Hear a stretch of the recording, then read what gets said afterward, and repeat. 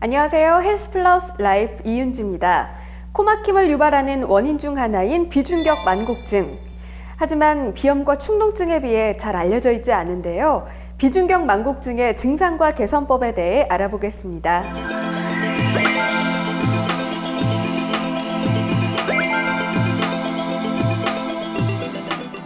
원장님 안녕하십니까? 네, 안녕하세요.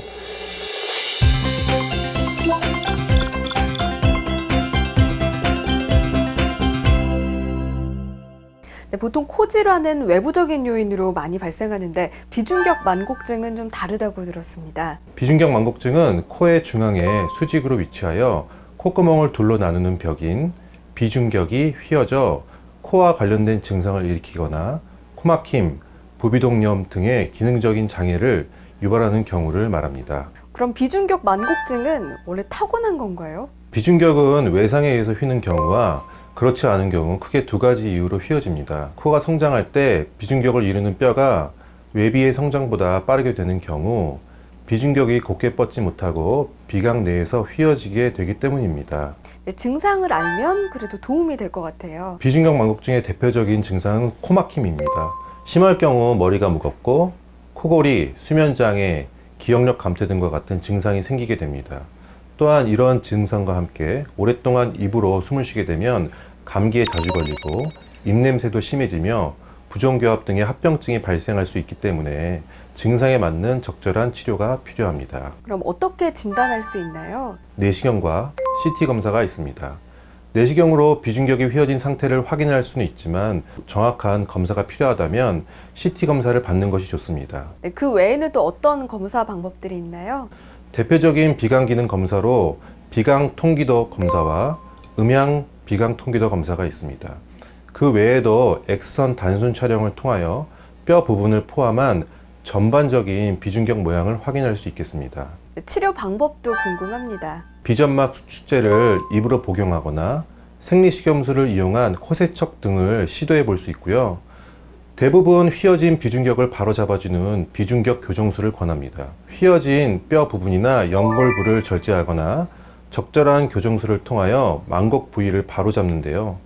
수술 후에는 약 3-4주 동안 일주일에 1-2회 정도 외래 치료를 받아야 합니다. 하지만 수술 방법은 개인에 따라 차이가 있을 수 있어 코에 대한 해부학적 지식과 수술 경험이 풍부한 이비인후과 전문의에게 시술 받는 것이 좋겠습니다. 비중격 만곡증 수술 후에는 어떤 관리가 필요한가요?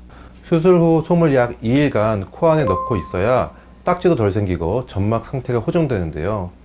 비중격 교정술 후 한 달 정도는 꾸준히 병원을 방문해 수술 부위를 소독하는 것이 좋겠습니다. 수술 후 최소 2주 동안은 심한 운동은 자제하시고 최소 2개월은 금연이나 금주를 해야 합니다. 비중격 만곡증의 예방법도 있나요? 특별히 예방할 수 있는 방법은 없는데요. 코의 외상을 피하시는 것이 무엇보다 중요하고요. 의심 증상이 있을 때 빠르게 전문의를 찾는 것이 가장 좋은 방법입니다.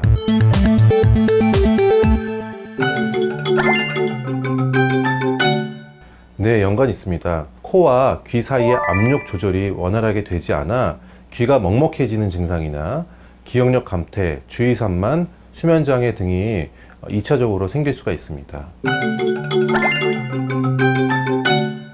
네, 코골이의 원인은 단순히 코의 문제라기보다는 좁아진 기도로 인해 발생하는 경우가 더 많은데요. 비중격 만곡증으로 인해 코골이 증상이 더 심해질 수 있습니다. 감기는 바이러스에 의한 상기도 감염이 원인이 됩니다. 그렇기 때문에 코막힘 증상 외에도 몸살, 열, 기침 등의 다른 증상도 같이 보이게 됩니다. 이에 비해 비중격 만곡증은 해부학적인 원인이기 때문에 주로 코막힘이 주 증상으로 나타나게 됩니다.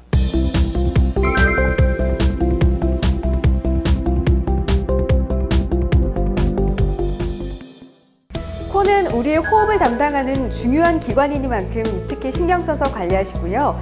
이상 증상이 나타나면 적절한 치료로 코 건강 관리하시기 바랍니다. 헬스플러스 라이프 이윤지입니다.